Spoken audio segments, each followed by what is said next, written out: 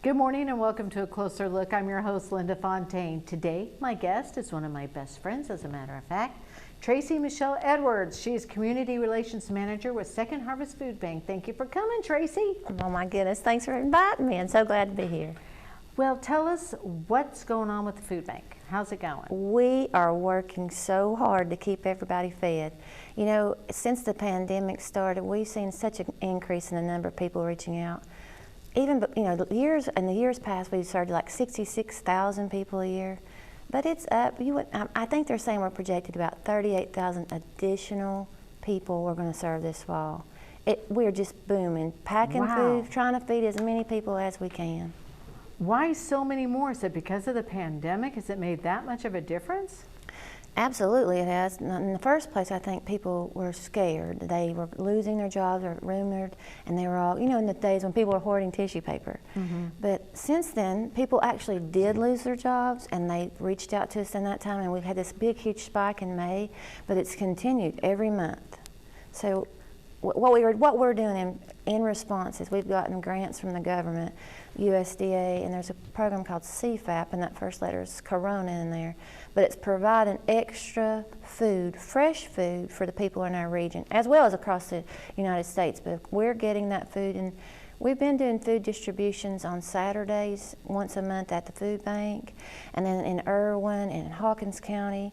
We're working to get this fresh food, and it's such a nice thing that we're getting to give them. They're getting boxes, up to 100 pounds of food, fresh produce, fresh meat, they call it liquid milk, real milk, things that we sometimes can't give them, but because the government is responding and giving us help, then we can give it back to the people.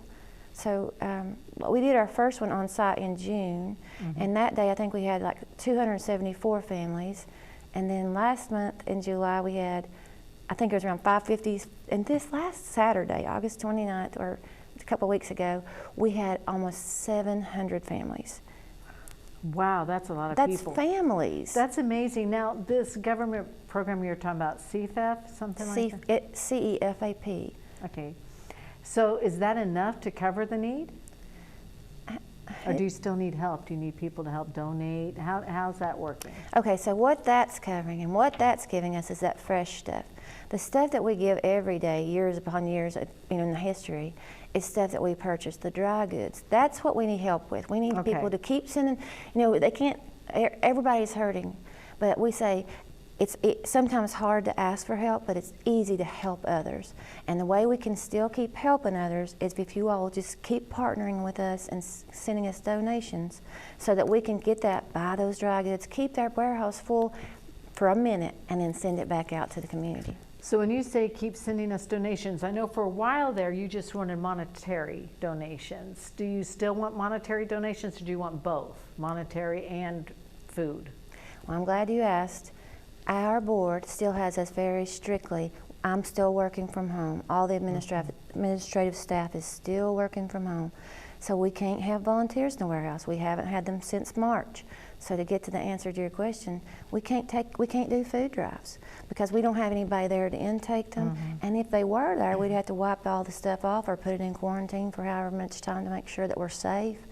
So the way that we need your help right now is just pairing with us and giving us funds. There's some other, online, if you go to our website, which is netfoodbank.org, you can see that there are two things. You can just flat out donate. There's a pop-up button that pops up immediately and says, in response to COVID, and click it and here's my donation. But what we're encouraging people to do now is we have virtual food drives. Would you like to know about them? I would love to know about it. If you go on, it says get involved, and you click on that and it says food drive. And normally it would be where you just sign up to, I'm Tracy Edwards with a company and I'm gonna do a food drive. But it's a virtual food drive. The screen that pops up next is I want to donate. You can just say money, or you can actually go down through there like a shopping list on a grocery shop and say, I want to do 4 green beans. Anyway, you can get your company involved, and you can say, and at the end there'll be a total. We gave this much money, and if you want the totals of the food, we gave 30 cases of beans or whatever. So it's like the same way as you go and shop at a grocery store, and you get to look at this big pounds and amount of food that you gave. Now you can at least say, oh, we gave this much macaroni, this much green beans. So we're trying to engage you in a different way because we've already been at this 6 months, but we don't know when the end is. So we've now set up the virtual food drive page, and that's what we're pushing. So please, if you could donate, and then also if you can do a virtual food drive, and that's kind of fun because people can see my money did this. So let me understand this right, because I might have zoned off for a second there, so I don't know if I got it correct. Sorry, and I talk so much. No, so if I gave $25, is what your site doing saying $25 will buy 10 cases of beans, or am I saying I'd like to buy 10 cases of beans with this $25? Or is it just like give you a visual of what your $25 is paying for? Okay, so I talked about 2 separate ways. Okay. So if you just give me money and you say this is for COVID response, okay. So that's just, you will know that your $25 goes 4 times as far with Second Harvest. You can just do that. But if you want to do more and you want to talk about a virtual food drive, I know Blue Cross Blue Shield did one, for example. And what they did is you can push the Get Involved button on there and it drops down a food drive, and then you have the option of virtual food drive. So then the virtual food drive pops up and it says if you want to X out, for $25 you can get and go down and do 6 beans. Okay, so you do actually pick out the food? If you choose. Okay, that's what I was wondering. I was confused if you picked out the beans of just telling you that's how much $25 would buy you. Okay, so you actually can pick out the food. It's like shopping, and I know there are people who like to say, this is how I was involved, and Yeah. my 25 or my $50 provided this amount of food, and it's engaging people. People are interested in doing it, and we love that they're helping us. Okay, so the other day you and I were texting, and you said something about it being Wear Orange Day to Yay. kick off Hunger Action Month, and I said, Steve and I just happen to be wearing orange today. So we took a picture of ourselves and we posted on Facebook for, Second Harvest Food Bank. And tell me a little bit about that Hunger Action Month. So September is HAM, as you would say, Hunger Action Month. What exactly does that mean? Okay, Feeding America every year does Hunger Action Month, and it's a month that we call action to the need in our area and how we as individuals can help. And I just happened to bring this copy of our Hunger Action Month calendar, which if you go to our website you can see it. But this is a day of action for every 30 days of action in September, and how each day you can do something to bring attention to the need in our area. So it's different this year. Last year, like I was looking back what we did, one was let's take a tour of the food bank. But we're not touring this year. We're not asking you to go partner with your company and do a food drive and go door to door and get food. We can't do any of that because of the pandemic. So this year, if you all can look at on our website on netfoodbank.org, you're going to see right under the first part is this calendar and how you can do something every day. I love it. So for instance, Monday is send out a tweet about hunger in your community. Okay, and people, sometimes they think, a tweet is not important. Well, yes it is, because if you talk about, I live in Hawkins County or whatever county, and people here are in need, and Second Harvest is doing something about it. Well, when Second Harvest is tagged, we get some attention from people who might not know about Second Harvest, and then they might Google us and look for Second Harvest, and what happens is a chain reaction of more people know the work that we're doing. And you can involve your children too. From what I'm seeing here, for instance, it says, tell your children about hunger and how they can help others in need. And then maybe they can say, well, maybe I'd like to give a little bit of my money towards Second Harvest Food Bank, and different things they can do to help be a good steward that way. And that's precious, and that's building on the next generation. Our telling, for our family, we're very blessed, but there are so many who are hurting. So throughout our life, we worked at a food pantry, for example, packing bags. It's important to tell your children. So it is one day on here, tell your children about this need in our community, because they're probably going to school with somebody who is hurting, and it's going to teach them that that person is just like me. It's just that they for some reason don't have that food, and it's going to teach empathy, and it's going to further our mission, which is bringing hope to people in Northeast Tennessee and ending their hunger.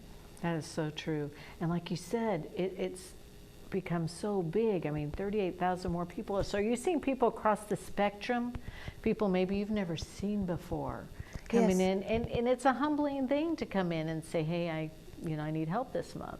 It is, and it's embarrassing to them. But you know what? We don't care. And some people will say, well, they're driving a nice car. Yes, but next month, when they come to these food drives, pull-up food drives, they might lose their car next month.